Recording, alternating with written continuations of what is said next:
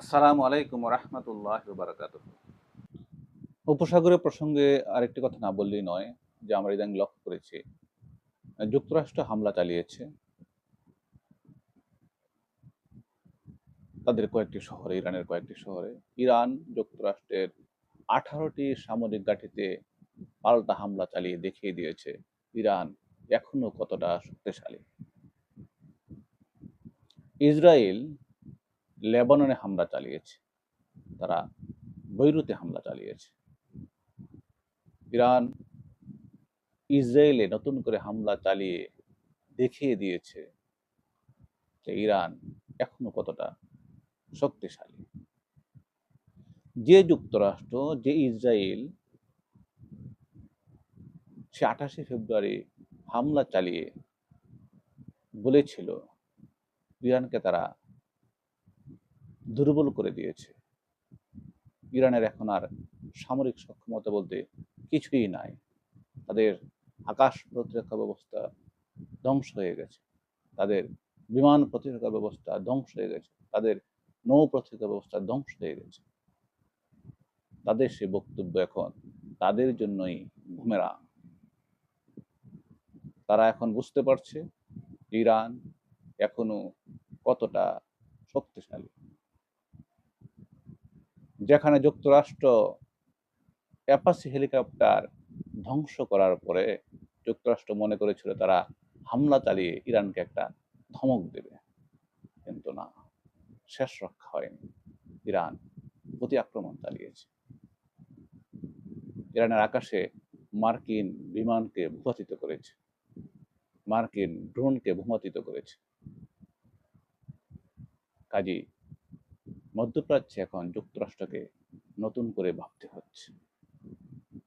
Iran দেখিয়ে দিয়েছে যে না, যুক্তরাষ্ট্র তুমি যত শক্তিশালী হও না কেন, তুমি যত চতুরী হও না কেন, তোমার পররাষ্ট্রনীতি যতটা জায়নবাদী হোক না কেন, তোমাকে ছেড়ে দেওয়া যাবে না, তোমাকে ছেড়ে দেওয়া হবে না। ইরান ছেড়ে দেয়নি, তারা প্রকাশ্যে ঘোষণা করছে তারা কখনো আত্মসমর্পণ করবে না, তারা অযৌক্তিক দাবির কাছে তারা কখনো হেরে যাবে না। কাজেই যুক্তরাষ্ট্র এবং ইসরায়েলকে বাস্তবতা মেনে নিয়ে বুঝতে হবে যে অন্যায় কখনোই দীর্ঘস্থায়ী হয় না, একদিন সেটা ভেঙে পড়বে। আজকে কি হচ্ছে, যুক্তরাষ্ট্র ইসরায়েল যখন মধ্যপ্রাচ্য আক্রমণ, পাল্টা আক্রমণে ব্যস্ত, ঠিক সেই সুযোগে ইসরায়েল রাষ্ট্রটি সুকৌশলে ফিলিস্তিনের উপর আগ্রাসন চালিয়ে যাচ্ছে। ফিলিস্তিনিদের উচ্ছেদ করে সেখানে তারা সামরিক স্থাপনা তৈরি করছে, তাদের মা বোনকে গড়ছাড়া করছে, তাদের শিশুদেরকে এতিম করছে, তাদের হাসপাতালগুলো ধ্বংস করছে। বিশ্ববাসী এখন ইরান এবং যুক্তরাষ্ট্রের আক্রমণ প্রতি আক্রমণ দেখতে ব্যস্ত।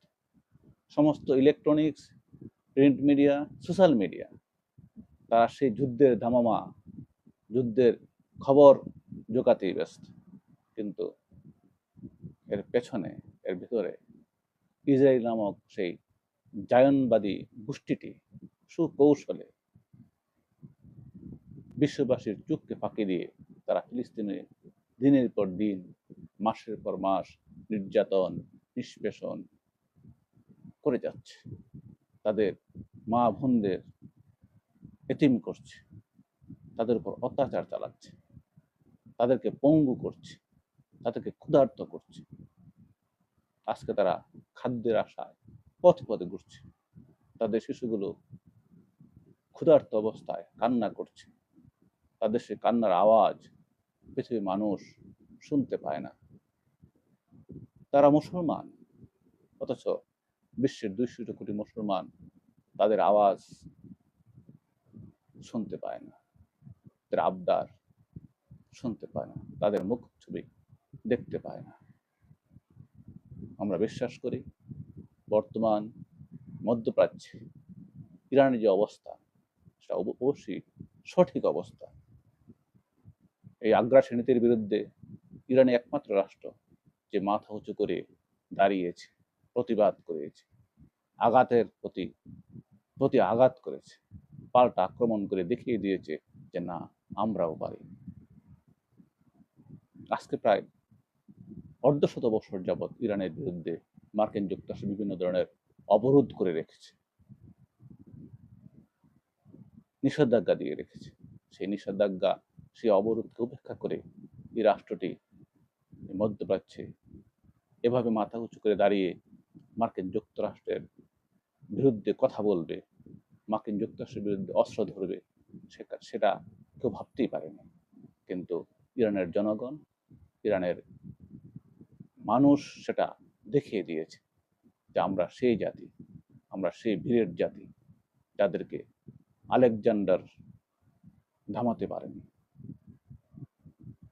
যাদেরকে মঙ্গলরা থামাতে পারেনি, তাদেরকে কোনো বৈশ্বিক শক্তি, কোনো বিদেশি পরাশক্তি তাদেরকে দুর্বল করতে পারেনি। কাজী মার্কিনেরাও পারবে না, ইহুদিরাও পারবে না। কাজী মার্কিন যুক্তরাষ্ট্রের এবং ইহুদি রাষ্ট্রের উচিত একটি সমঝোতায় পৌঁছার জন্য খোলা মনে শান্তি আলোচনাকে এগিয়ে নিয়ে যাওয়া, একটি শান্তি চুক্তি করা, যেখানে মধ্যপ্রাচ্যে একটি সুন্দর সমাধান আসবে, যেখানে মধ্যপ্রাচ্যে শান্তির সুবাতাস বইতে থাকবে। আমরা সেই প্রত্যাশা করি, আমরা আশা করি, আল্লাহর কাছে প্রার্থনা করি, মধ্যপ্রাচ্যে খুব শিগগিরই শান্তি নেমে আসবে।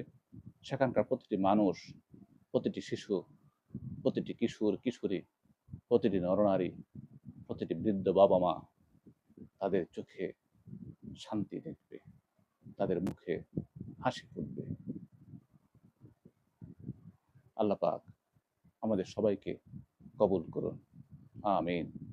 আসসালামু আলাইকুম ওয়া রাহমাতুল্লাহি ওয়া বারাকাতুহু।